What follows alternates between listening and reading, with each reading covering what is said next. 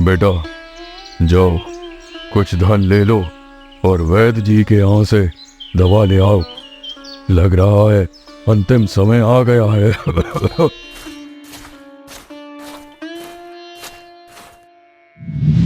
इनका तो रोज का है। अच्छा हुआ कम से कम इस बहाने आपके मुख से धन की बात तो निकली। शेखर बचपन से ही बिगड़ैल स्वभाव का था। वो कमरे में अंदर जाकर धन निकालता है। हे भगवान, बस इतना सा संपत्ति के नाम पर बस यही मेरे हाथ आएगा तो जीवन भर मेरे पिताजी ने किया क्या? बहुत थोड़ा सा धन देखकर उसकी आंखों के सामने अंधेरा छा गया। ऐसा लगा कोई बहुत भारी वस्तु शेखर के सर पर आके टकरा गई हो और एकदम गुस्से से लाल अपने पिताजी के पास जाता है। आपने जीवन भर इस किताब को पढ़ने के अलावा किया क्या है? कभी आपका ध्यान इस पर नहीं गया कि कुछ धन संग्रह कर लिया जाए? बेटा, जिंदा रहने का सामान जीने के काम नहीं आता। मैंने जीवन भर मानव मानव संबंध को जिया है। आप भ्रम में जिए हैं। पूरे राज्य में हमें कोई नहीं जानता। वो तो मैंने कुछ जान पहचान बनाई है, नहीं तो चोर डाकू शिकारी तक नहीं जानते हमारे बारे में। बड़ा आदमी तो बहुत दूर की बात है पिताजी। ये सब बोल के शेखर वहां से चला जाता है और एक तालाब के किनारे बैठकर सोचने लगता है। सारी समस्याओं की जड़ ये पुस्तक ही है, जिसको पिताजी ने जादुई पुस्तक मान लिया है और उससे उलझ गए हैं। इससे इनको निकालना पड़ेगा। हाँ, ये पुस्तक इनको धन से दूर कर रही है। शेखर अपना ज्यादा समय जमींदार के बेटे सम्राट के साथ ही बिताता था। शेखर उसके रूप, धन, पद, बल से बहुत प्रभावित होता था। वो अक्सर सोचता था कि काश उसकी भी जिंदगी ऐसी ही होती। अरे शेखर, किन विचारों में खोए हो? कुछ नहीं, बस कुछ मन भारी सा हो रहा है। तो चलो आज जंगल की सैर करते हैं, जरूर तुम्हारा मन हल्का हो जाएगा। ये तो तुमने मेरे मन की बात कह दी। ये बहुत अच्छा रहेगा। दोनों जंगल में पूरे मनोरंजन की तैयारी के साथ जाते हैं और पूरा दिन शिकार, सुंदर फल और नौका विहार करते हैं।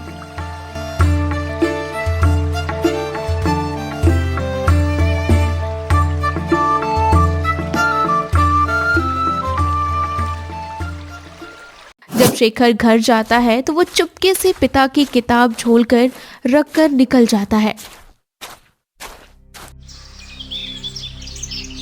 यही वो पुस्तक है जिसके पीछे पढ़कर मेरे दादा और मेरे पिता दोनों ने अपना जीवन इसमें व्यर्थ कर दिया और जमीन जायदाद के नाम पर एक ढेला तक नहीं छोड़ा मेरे लिए।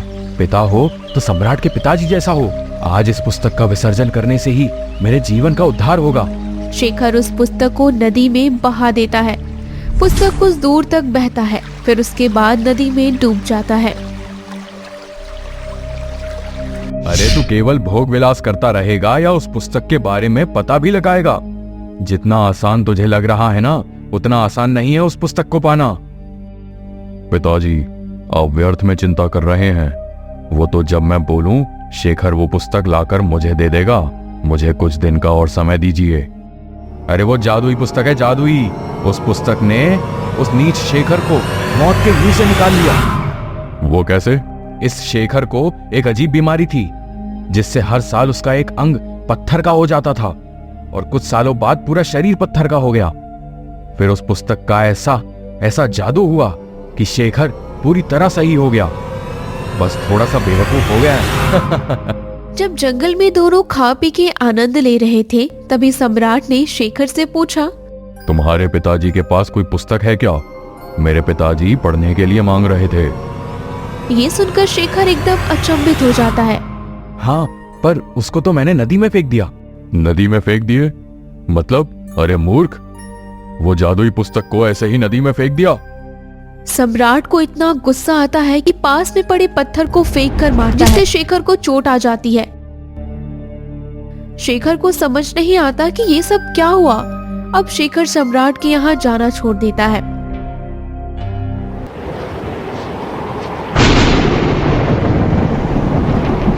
अगले दिन सुबह जब शेखर सो के उठता है तो उसके हाथ में दर्द हो रहा था। अरे मेरी कलाई, ये पत्थर की हो गई। ये कैसे हो गया? नहीं नहीं, ये नहीं हो सकता। अब मैं क्या करूंगा? क्या हुआ बेटा, तुम इतना शोर क्यों मचा रहे हो? पिताजी देखो ना, मेरी कलाई पत्थर की हो गई है। ये उस पुस्तक ने अपना रोष व्यक्त किया है जिसको तुमने नदी में फेंका है बेटा। शेखर चौंक जाता है। पहले तो उसको विश्वास नहीं होता और फिर बाद में पछतावा करता है कि यदि उसको मालूम होता कि वो सच में जादुई पुस्तक है तो वो कभी ऐसा ना करता। उसके पिता उसको ढाढ़स बंधाता है और उस पुस्तक को ढूंढने की सलाह देते हैं। तुमको एक अजीब बीमारी थी। हर साल तुम्हारा एक अंग पत्थर का हो जाता था और कुछ सालों बाद पूरा शरीर पत्थर का हो गया। बड़े यत्न के बाद एक जल परी ने मुझे ये जादुई पुस्तक दिया और बोला कि इस पुस्तक का रख रखाव करो और इसका ज्ञान आगे बढ़ाओ। लेकिन मैं तो अपने बेटे से ही हार गया। नहीं पिताजी, मैं उस पुस्तक को ढूंढ कर लाऊंगा, चाहे मुझे जो करना पड़े। तब तक शेखर के हाथ पत्थर का है। तब शेखर को समझ आ जाता है कि उसके पास समय कम है और वो नदी की तरफ जाता है।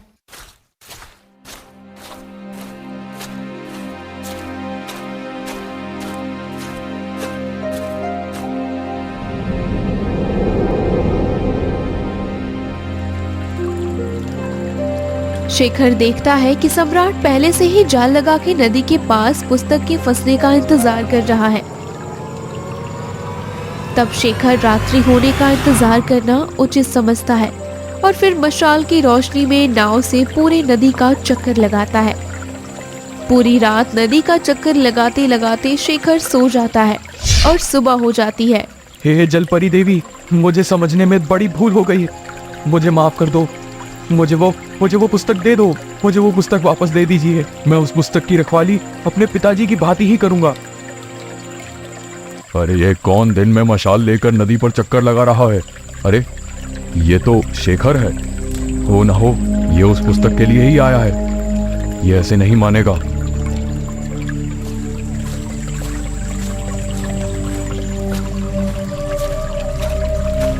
सम्राट पूरा जोर लगाकर नाव पलट देता है और शेखर जब तक जगता है वो नदी में डूबने लगता है।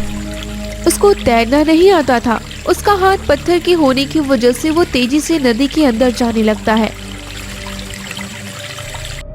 अरे ये पुस्तक, अरे ये जादुई पुस्तक। जलपरी देवी, आपने ही मुझे बचाया। मैं डूब रहा था। देवी, मैं इस पुस्तक की जी जान लगाकर रक्षा करूंगा और कभी भी अपमान नहीं करूंगा इसका। हाँ शेखर, मुझे पूरा विश्वास हो गया है, इसलिए इस पुस्तक की जिम्मेदारी अब तुम्हारी है। इस पुस्तक का पठन करो, इससे तुम्हें सुख समृद्धि की निरंतरता आएगी। देवी, वो सम्राट का क्या करना होगा? शेखर, हर इंसान सुखी होना चाहता है, बस सम्राट के सुखी होने का तरीका गलत है। उसको जागृत करना अब तुम्हारी जिम्मेदारी है। ठीक है देवी। जलपरी फिर नदी में चली जाती है और शेखर का हाथ सही हो जाता है। शेखर बहुत खुश हुआ और फिर अपने पिता के यहाँ चला जाता है। अरे बेटा, तुम्हें जादुई पुस्तक मिल गई। देखो ना, मेरी तबीयत भी सही हो गई। हाँ पिताजी, मुझे जलपरी देवी ने साक्षात दर्शन दिए और इस पुस्तक की रक्षा करने हेतु कहा है, और तो और मेरे हाथ की बीमारी को सही कर दिया। बेटा, इस पुस्तक की रक्षा करने का अर्थ इस पुस्तक के अध्ययन करने से है। जैसे ही तुम इसका अध्ययन करोगे तो तुम्हें पता चल जाएगा कि ये संसार क्या है, तुम कौन हो और करना क्या है। बिल्कुल पिताजी, इस पुस्तक का अध्ययन करूंगा।